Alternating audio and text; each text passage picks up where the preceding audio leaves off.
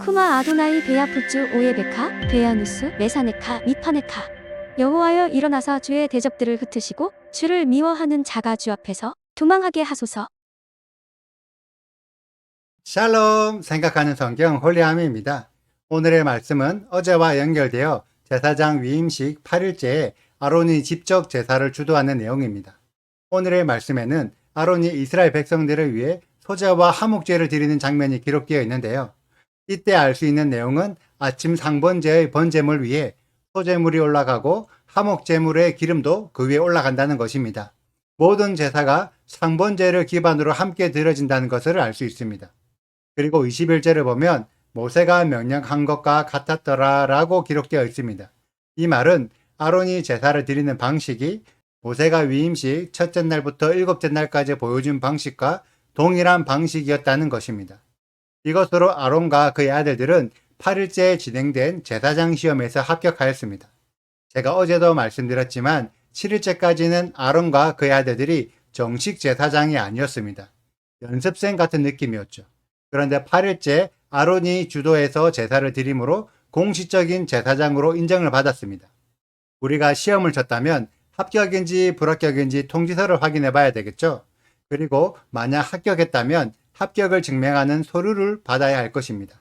이 과정이 오늘 말씀 23, 24절에 기록되어 있습니다.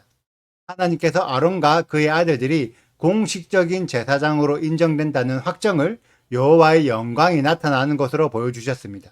이때 여호와의 영광이 나타나는 것이 어떤 현상을 말하는 것일까요?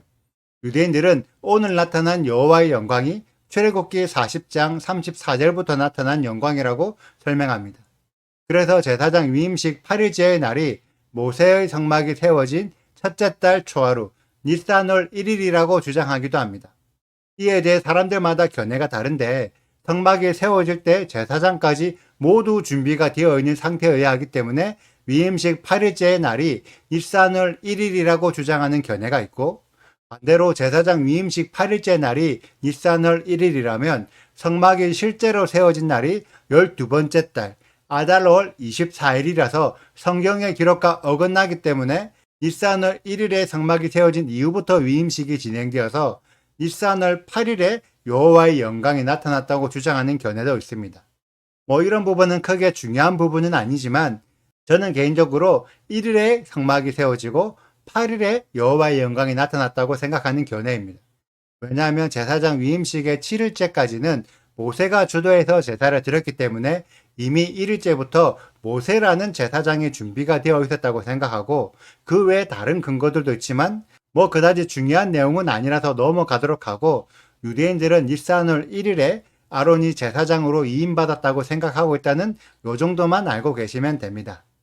아무튼 이때부터 여호와의 영광이 성막에 충만하여 영광만 가득한 것이 아니라 성막의 질서가 함께 세워졌다는 것을 알고 계셔야 합니다.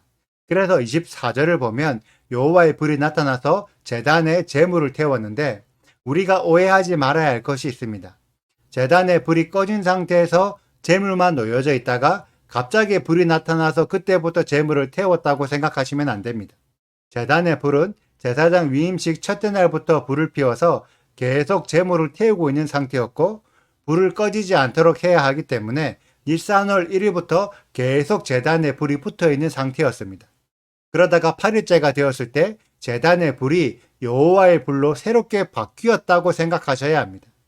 많은 신앙인들이 하나님의 일은 하나님이 하신다고 생각하기 때문에 하나님께서 우리에게 무언가 감동으로 해야 할 일을 알려주시더라도 어차피 하나님이 하시기 때문에 자신은 아무것도 하지 않고 하나님이 일하실 때까지 기도하면서 기다리는 사람들이 많이 있습니다.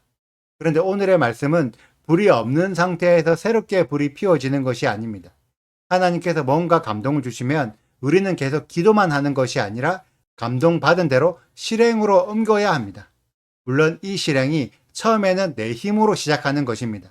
그런데 시작한 이후에도 계속 하나님의 감동을 받고 감동으로 알려주신 방식을 지켜서 실행할 때 어느 순간 나의 힘이 하나님의 힘으로 바뀌게 되는 시점이 옵니다. 그때부터 하나님의 일이 진행되는 것입니다.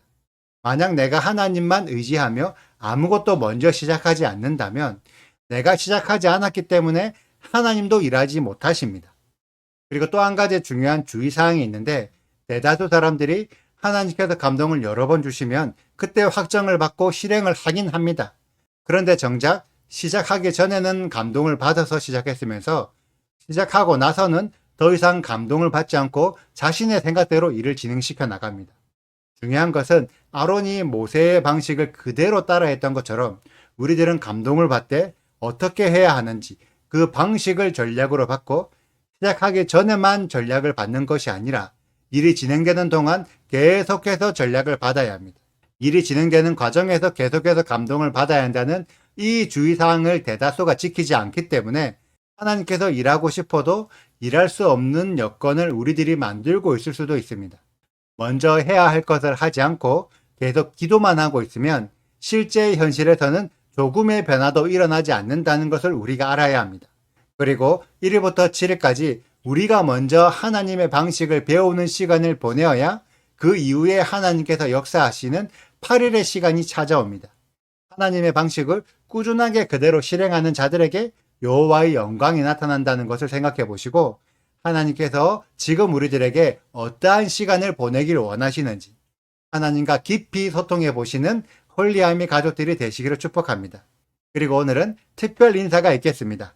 오늘의 영상 여기까지입니다. 오늘의 말씀을 읽으시고 질문이 있으시다면 언제든지 댓글로 남겨주세요. 오늘도 감사합니다. 샬롬! 또 소재를 들이되 그 중에서 그의 손에 한 움큼을 채워서 아침 번제물에 더하여 제단 위에서 불사르고, 또 백성을 위하는 화목제물의 수소와 순양을 잡음에 아론의 아들들이 그 피를 그에게로 가져오니 그가 제단 사방에 뿌리고, 그들이 또 수소와 순양의 기름과 기름진 꼬리와 내장에 덮인 것과 콩팥과 간거풀을 아론에게로 가져다가 그 기름을 가슴들 위에 놓음에 아론이 그 기름을 제단 위에서 불사르고, 가슴들과 오른쪽 뒷다리를 그가 여호와 앞에 요제로 흔드니 모세가 명령한 것과 같았더라. 아론이 백성을 향하여 손을 들어 축복함으로 속죄제와 번제와 화목제를 마치고 내려오니라. 모세와 아론이 회막에 들어갔다가 나와서 백성에게 축복함에 여호와의 영광이 온 백성에게 나타나며, 불이 여호와 앞에서 나와 제단 위에 번제물과 기름을 사른지라 온 백성이 이를 보고 소리 지르며 엎드렸더라. 구독과 좋아요를 눌러주세요. 그리고 알림 설정도 해주시고요. 그리고 하트도 꼭 눌러주세요. 슈바 아도나이 리베보트 할레페 이스라엘. 여호와여 이스라엘 천만인에게로 돌아오소서.